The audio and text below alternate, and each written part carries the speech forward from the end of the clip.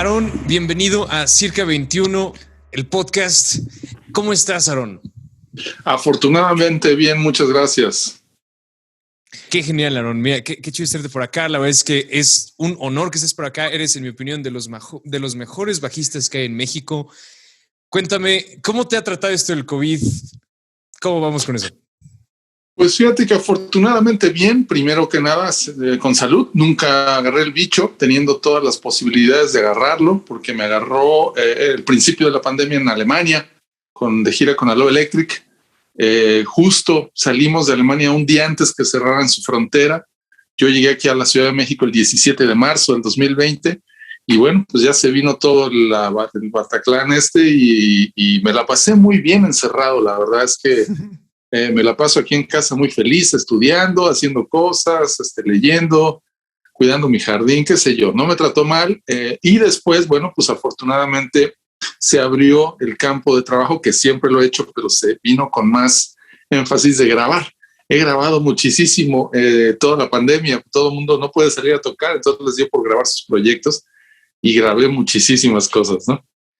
Oye, qué increíble, Aarón. Justo ahora lo que nos comentas, de repente tengo la percepción de que los músicos somos de repente medio ermitaños, ¿no? Y creo que este contexto de la pandemia que nos obligó a encerrarnos en casa, pues nos permitió, ¿no? Como volvernos a reconectar. ¿A ti cómo te fue?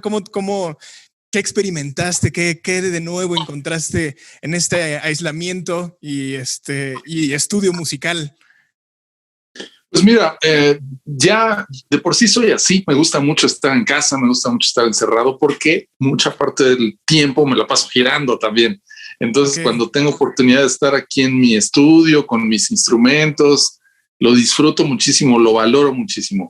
Y en el Inter, pues te vas dando cuenta de que en las giras, pues vas perdiendo ciertas habilidades, cierta consistencia en el estudio y hay que retomar siempre, ¿no? Volver a sacar el callo del contrabajo y volver a escuchar ciertas músicas, crear ciertas músicas, frecuentar a ciertos músicos y planear proyectos a futuro, que es lo más importante, ¿no? Con la esperanza de que algún momento se alivie esta cuestión y podamos de nuevo salir y compartir la música, porque al final la música creo yo que es para la gente, es para el público. En ese sentido, no me habitué tanto a la cuestión esta digital. Sí hice algunas cosas de colaboraciones digitales y de grabar en su casa y los cuadritos y todo esto, pero no es lo que más disfruto. Lo que más disfruto es verme con músicos, hacer música juntos y llevarlo a la gente, ¿no? Totalmente.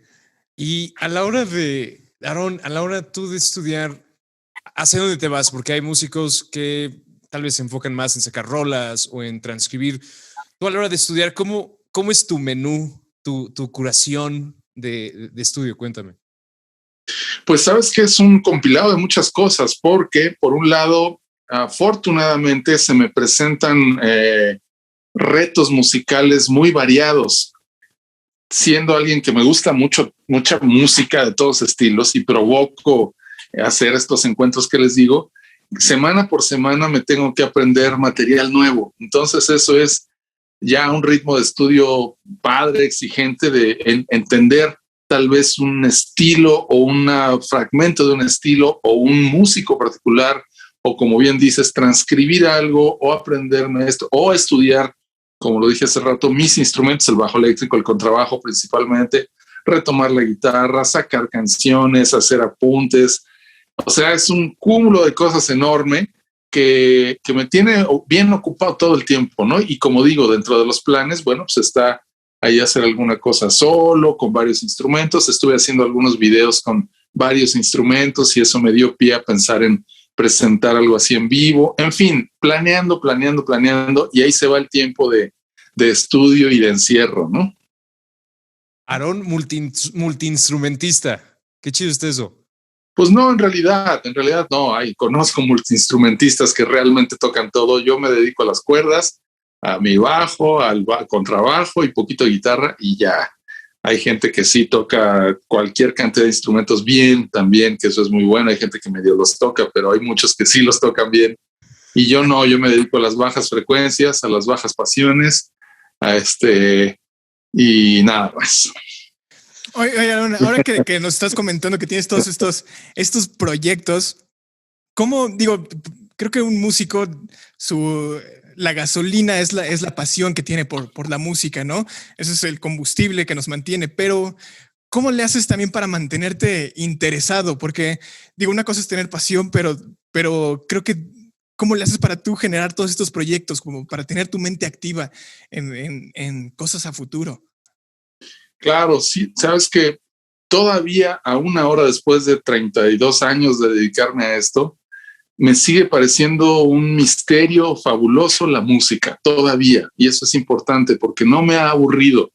Me parece una maravilla entender ciertos grupos, entender cierto sonido, entender cierto estilo, entender cierto músico que admiro o acercarme un poquito. O sea, el proceso de investigación de la música no se ha terminado, incluso no solo no se ha terminado, sino que cada vez lo veo más grande, ¿no? De ahí yo creo que en eso radica la pasión, ¿no? No me aburre, no me causa hastío, no me pesa estar horas ahí oyendo cosas y estudiando y eso. Y luego sí trato de entablar comunicación y contacto con músicos que me propongan y que me exijan, ¿no? Siempre lo he hecho. Entonces creo que es algo que me ha mantenido sano mentalmente, o no, tal vez insano, porque es una locura rodearte de tanta gente tan loca y tan acelerada, pero es lo que nos hace vivir al final, ¿no? Entonces, pasó en algún momento de mi vida que yo era el más joven de los grupos y que la gente mayor te invitaba porque te veía posibilidades y te jalaba y te metía en problemas y te daba música. Bueno, poco a poco te vas convirtiendo en el mayor de los grupos, o por lo menos estamos ahí en la misma edad con los amigos de varios grupos. Y el chiste yo creo es encontrar gente que siga pensando principalmente en la música, no en todo lo de alrededor. Lo de alrededor es importante, o sea, el negocio de la música, las redes sociales, cómo vender tus proyectos, ok, eso es lo que está alrededor de la música, pero lo importante es la música. Y sí, trato de reunirme con gente que busca la música, cualesquiera que sea su enfoque.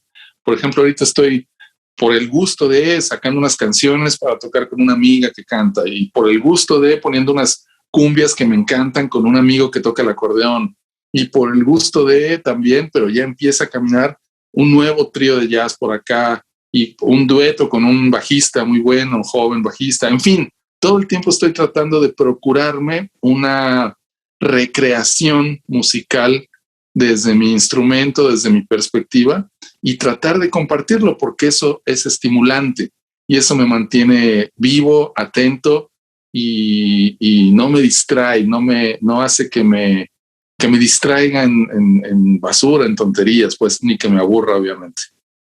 Claro. Creo que sí es una manera de mantenerse sano con esta curiosidad. Fíjate que hoy andaba viendo una entrevista con Carl Sagan y hablaba de las preguntas que uno se puede hacer y trabajar alrededor de la curiosidad y demás. La pregunta que tengo para ti, Aaron, que es respecto a esta investigación musical, es ¿cuál ha sido una pregunta que a ti te ha desafiado acerca de este universo tan grande que es la música? Como, ¿qué pregunta te mueve a ti al momento de hacer esta investigación? ¿Qué pregunta te desafía? Sí, yo creo que la pregunta constante y cada vez más nítida y clara para conmigo mismo es qué tan honesto es lo que estoy haciendo, qué tan cierto es lo que estoy haciendo, qué tan tan honesto es lo que estoy buscando y haciendo.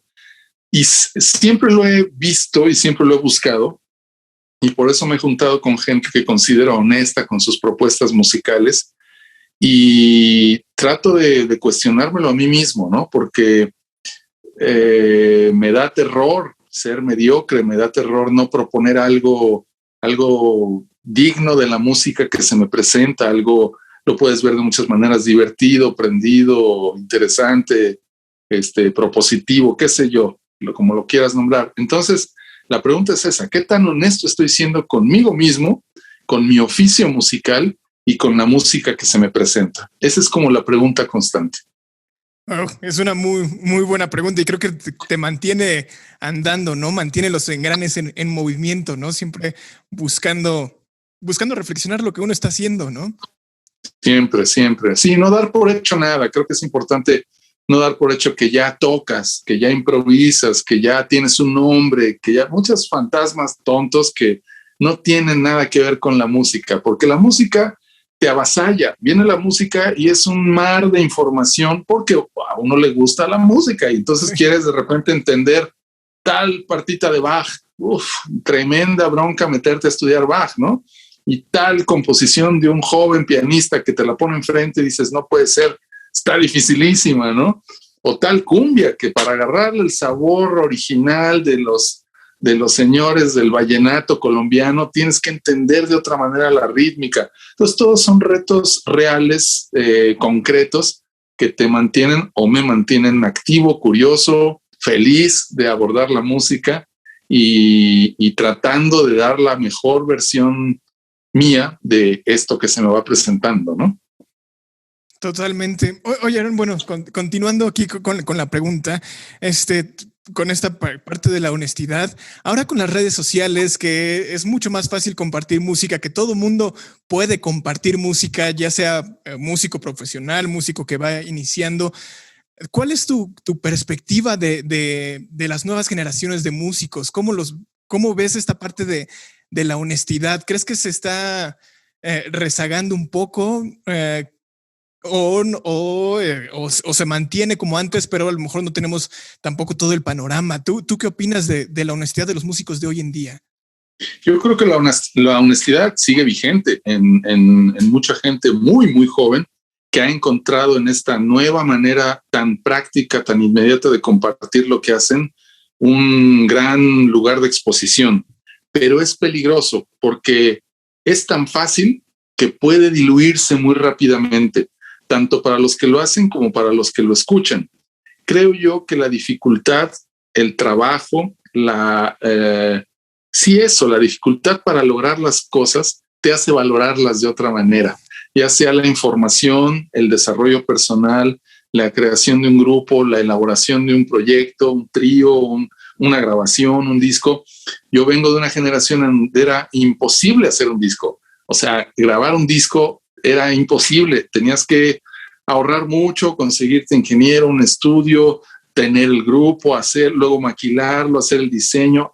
Y ahora realmente es mucho más fácil, está bien, pero lo que habría que cuestionarse es un poco la profundidad de eso. Digo yo, viniendo de otra generación, o sea, yo todavía valoro los discos completos, por ejemplo, ¿no? Y ahora muchos jóvenes, alumnos incluso, me confiesan que no oyen discos completos, oyen un track, como dicen ahora, sencillo, ¿no? Sí. Y hacen sencillos, van haciendo una rola. Son nuevas las maneras, son otras maneras. No digo que estén mal, que sean peor o mejor. Simplemente está cambiando todo y por lo que a mí respecta, me gusta el esfuerzo que conlleva hacer las cosas, llegar a la información, crear información nueva, como le dicen ahora, contenido, y la realización de todo eso no es el like como es ahora, ¿no? Sino es la respuesta con el público. Sí me importa mucho la actuación en vivo, porque todavía hay una parte de eso que es impirateable y no lo puedes suplir con nada. Ni las redes sociales, ni toda esta nueva manera de hacer música a la distancia y todo eso, es otra cosa. No tiene la experiencia ni la vibración real de la experiencia en vivo, ¿no? Como hablar con los amigos, como ver a la mujer que te gusta, como comerte el taco que ansías irte a comer a la taquería de tu preferencia. No lo puedes hacer virtualmente. Tienes que hacerlo en vivo, ¿no? No tiene ese rango dinámico, ¿no? Exactamente. Que tanto nos gusta. Exactamente. Pero te digo, no sé, de entrada, la honestidad sigue ahí. Gracias a esto he descubierto talentos en todo el mundo. Digo, no he descubierto, he visto y he tenido exposición por medio de estas redes a gente de todo el mundo talentosísima, monstruoso, ¿no? Y que uno agradece conocer gente por medio virtual de Brasil, de África, de Europa, de Norteamérica, de Australia, que están haciendo cosas maravillosas y que uno dice, ojalá algún día pueda hacer algo con ellos, ¿no? Eso es una maravilla. Y también hacia uno de repente te llegan mensajes de gente que te vio al otro lado del mundo y que valora lo que haces, y eso es inaudito, ¿no? Eso es nuevo y es una maravilla también. Sí, claro, totalmente. Por un lado sí está este riesgo, pero por otro esta hiperconexión, ¿no? Sí. Aaron, ¿en qué momento pasa el contenido de información a conocimiento? Porque me da la impresión de que esta exploración musical, búsqueda de la honestidad, parece ser más como un trabajo en grupo de toda la humanidad a través de las generaciones. Entonces, ¿cómo pasa de ser algo solo información a ya convertirse en algo que aporta a este movimiento como humanitario? Es compleja la pregunta porque yo creo que tiene que ver con el individuo y con la sociedad. Es para los dos lados. O sea, el individuo tiene que conocer la historia y socialmente tiene que entender su momento en vistas de que el momento futuro sea mejor, tanto en lo individual como en lo colectivo. Entonces, implica mucho trabajo, mucha reflexión. Y por otro lado, creo que se convierte en conocimiento cuando se puede compartir, cuando se puede transmitir. Yo no tengo nada en contra de la enseñanza verbal, de la tradición verbal, de la tradición oral, ni de la academia. Yo no vengo de la academia, me negué a la academia, me asomé a la academia y dije, no es para mí, me voy por el lado de la tradición oral y me considero más un músico de oído y un músico de experiencia que un músico académico. Y descubro que a veces la academia frena o dilata el proceso de comprensión de la música por los conceptos bajo los cuales los plantea. O sea, lo hace demasiado enreverado y se pierde la inmediatez que da la tradición oral. O sea, los pueblos antes cantaban, todos cantaban. Mira, por ejemplo, me gusta mucho de un tiempo para acá, ya de hace unos 15 años, el son jarocho, por un encuentro afortunado que tuve con los amigos de Son de Madera. Yo no sabía nada del son jarocho hasta ese momento. Me llamaron de suplente para un viaje, fui yo con mi conocimiento X y con mi música que yo tocaba, que yo creía que era la más difícil, que es el jazz y todo esto. Y llego con los soneros jarochos y todos cantaban en rima, improvisando rimas. Todos bailaban, todos tocaban varios instrumentos y no solo, sino todos habían hecho sus instrumentos. Y ahí yo me sentí basura. Dije, yo no soy músico ni soy nada. Estos tienen una cultura profunda, entendida, asimilada y aparte llevada al ápice de la creatividad porque están improvisando. Tuvimos un ensayo, un X día, y esa misma noche tocamos. En la noche todo era diferente, pero ya había habido el encuentro musical, ya confiaban en que yo podía responder. Los tonos, los tempos, todo cambió y tuvo una vibración humana que a mí me enamoró para siempre, ¿no? Y hasta la fecha trato y afortunadamente lo hago, seguir frecuentándolos, tocando con músicos de esa tradición y haciéndole caso a las distintas tradiciones musicales del país. Por ejemplo, los cardencheros de Sapiorís, estos señores cantantes de Durango, que es un canto que se va a perder un poco con ellos. Son gente muy grande que se saben 100 canciones y que no se las sabe nadie más y las tienen que pasar verbalmente, oralmente a una nueva generación que ya no le interesa, ¿no? Y es un canto que desgraciadamente va a perecer como muchas otras cosas en la historia, pero es una lástima porque tiene una verdad cultural profunda. Entonces, es difícil esto que me preguntas, pero creo que es una responsabilidad de todos y de una u otra manera saber asimilar la información, asimilarla profundamente y tratar de transmitirla. Y ahí es cuando se logra se cierra el círculo de información con asimilación y con transmisión, creo yo, ¿no? Totalmente. Y es que también nos deja, bueno, me hace reflexionar mucho en esto de que, pues la música es un lenguaje, ¿no? Creo que cuando un bebé empieza a hablar, no le enseñan gramática luego, ¿no? el bebé empieza a hablar porque se comunica con sus papás, ¿no? Hay gente alrededor hablando con ellos y lo mismo puede pasar con un músico. Si alguien que no sabe de música se empieza a relacionar con músicos, empieza a tocar, empieza a aprender de ellos, también empieza a comunicarse. A lo mejor no sabe las reglas gramaticales, ¿no? Que ya más adelante tendrá que estudiar. Pero definitivamente creo que la música, y en este caso con lo que nos comentas del son jarocho, pues fue un lenguaje, ¿no? Tú tenías tu diccionario, tus palabras, y fueron a intercambiar, ¿no? Unas cuantas palabras del diccionario musical del son jarocho, que me imagino que fue una experiencia increíble, ¿no? Afortunadamente. Y entonces, gracias a este tipo de experiencias, me encuentro sí con el cuestionamiento de todo lo que había estudiado, de cómo lo había estudiado, que no es para nada desechable, lo agradezco y todo. La poca relación que tuve con la academia muy al principio. Y también llega un momento en que es una elección. O sea, yo elijo el camino oral de alguna manera que el camino académico, ¿no? O sea, yo con mis alumnos los pongo a escuchar discos, a transcribir cosas de oído, y nos ponemos a improvisar y a tocar y a grabarnos y a hablar de lo que hacemos y un poco impulsarlos a que piensen por sí mismos, que a veces la academia no da. La academia te obliga a pensar como la academia quiere que pienses. Y puede haber un error ahí, lo digo porque también conozco muchos músicos académicos que son incapaces de encontrar el uno en cierto son jarocho porque creen que está en 18 octavos, ¿no? Y no, es simple, ¿no? No sienten la música físicamente, se fueron con el lado exclusivamente cerebral y académico, ¿no? Yo creo que la música nos da la oportunidad de, como de educarnos o de aprendernos integralmente. Para mí es muy importante la parte física de la música, la comprensión intelectual y, por supuesto, más que nada, la transmisión emotiva. Como bien dijiste ahorita, la música es un lenguaje. A mí no me interesa realmente, como muchos músicos les importa muchísimo dejar sus obras escritas, ¿no? A mí no me importa eso, no me importa. Me importa que alguien se emocione mientras está sucediendo la música, ¿no?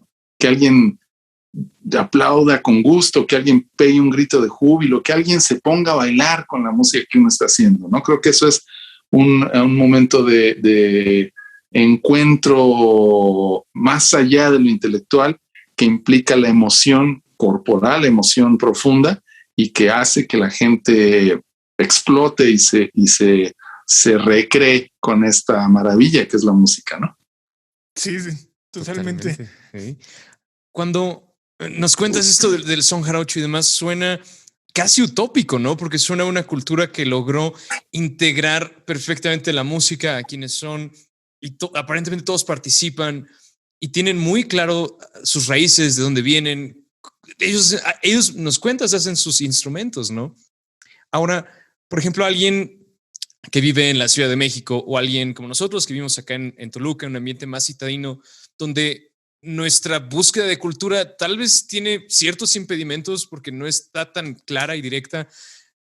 ¿Qué consejo nos podrías dar o hacia dónde deberíamos dirigir la búsqueda para conseguir esta integración o creación cultural?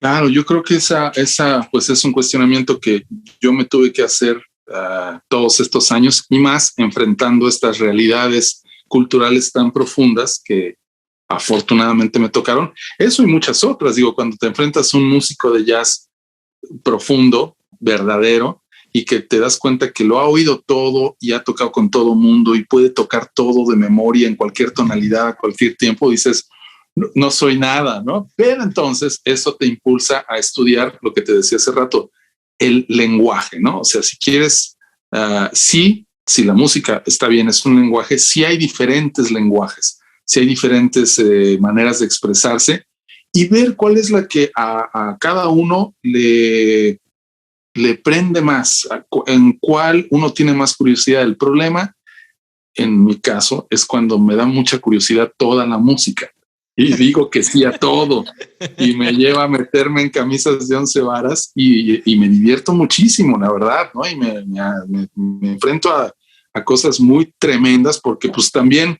de alguna manera la gente va confiando en ti. De entrada, yo soy alguien que si dice que sí, es sí, llego puntual, estoy ahí, llevo mi equipo, me aprendí la música. O sea, trato de ser lo más íntegro en ese sentido.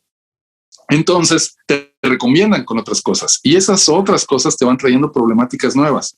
Y cada músico, eso es interesante y tiene que ver con tu pregunta. Yo creo que cada músico te abre unas ventanas enormes hacia posibilidades musicales primero y luego de vida también, ¿no? O sea, ver a estos músicos jarochos que uno de ellos, por ejemplo, vive en una ranchería allá en Veracruz y para salir de su casa tiene que cruzar en lancha y luego tomar un autobús y luego un camión y llegar hasta acá y lo oyes tocar y lo oyes cantar y dices, no puede ser esto, no puede ser, es una maravilla aquí en China, pues, ¿no? Y así, ¿no? Como tratar de buscar la procedencia de la música que te interesa, ahondar en ella, buscar la información que cada vez está más cerca, gracias a toda esta electrónica y todas estas nuevas maneras, pero ir a la raíz una vez más con la experiencia en vivo. No hay nada como tocar rock con rockeros, o tocar jazz con jazzistas, o tocar son con soneros, o tocar música clásica con clásicos, y entender la especialización o las versiones que te da alguien que ha estudiado profundamente Bach, o tú ponerte a estudiar Bach, como en algún momento lo hice, lo más profundo que pude, pues, ¿no? En cuanto a estilos de la época, afinaciones de la época, qué sé yo. Y después irte al rock que tanto queremos muchos de nosotros y yo en algún momento de mi vida dije, yo quiero tocar con una banda que se llamó Isis, porque eran unos músicos que me movían el tapete en su contundencia rockera. Años después, el baterista se hizo el baterista de Moderato, Jesús Elohim Corona, que es un monstruo de la batería. Y yo fui el que les dije, yo quiero tocar con ustedes, por favor déjenme tocar con ustedes, ¿no? Porque yo quería sentir esa fuerza y fue un buen proceso de unos 4 años tocando con ellos, ¿no? Y luego cuando empecé con el jazz, igual, yo quiero tocar eso, yo quiero tocar contigo. Y así lo he pensado siempre para mis adentros. Veo músicos y digo, algún día yo voy a tocar con él. Algún día. Y siempre ha llegado ese día, afortunadamente, por algún, pues por eso, por yo creo que estar dispuesto a enfrentarlo, por decir que sí, meterte en problemas, tratar de resolver esos problemas y cuando los resuelves, tratar de aportar algo, una vez más, honesto y que aporte lo mejor a cada proyecto y a cada paso que vas dando, ¿no? Wow, está increíble todo lo que nos comentas. Digo, desafortunadamente ya estamos por terminar la entrevista, pero quise hacerte una última pregunta o pedirte un consejo. Digo, alguien con tu experiencia, con tu bagaje, con todo lo que nos comentas. ¿Cuál es, pues no sé, tu consejo favorito para tus alumnos? Un consejo, porque yo creo que tienes muchísimos, pero tratando de ser como muy, muy concretos, ¿cuál crees que es el consejo más importante que le podrían dar a un músico? Pues mira, si de alguna manera lo que me dijeron a mí las generaciones anteriores es disfruta lo que estás haciendo, vívelo con toda intensidad. Y en otras palabras, porque cada quien te lo dice con sus palabras o de diferentes maneras, yo hago lo mismo, ¿no? O sea, a mí no me importa, no quiero ver a un alumno sufrir con lo que está haciendo, ¿no? Eso no es el camino. No es como en el deporte, que es no pain, no gain. No, la música es otra cosa. La música es disfrute, es gozo, es entrega, es atención enfocada. El arte es atención enfocada, es llevar al máximo tus posibilidades mentales, emocionales, físicas. Y eso solo se logra con atención y con gusto y con afición y con eso. Yo creo que eso sería, disfruten lo que hacen, gócenlo, vívanlo a plenitud. Esa palabra me gusta mucho, plenitud, porque a veces es doloroso, a veces es incierto, pero lo estás viviendo a plenitud también, ¿no? Sí. No todo es felicidad, ni tiene que ser felicidad. Un poco cuando le dijeron eso, por ejemplo, a 2 de mis bajistas favoritos, a Jaco Pastorius, y esta pregunta que me hiciste, a Jaco Pastorius y a Steve Swallow, sus respuestas tienen que ver, entre los dos dijeron, háblenle a su familia, mastiquen su comida, viajen seguido, enamórense, lean mucho. Eso decían. No decía nada de la música.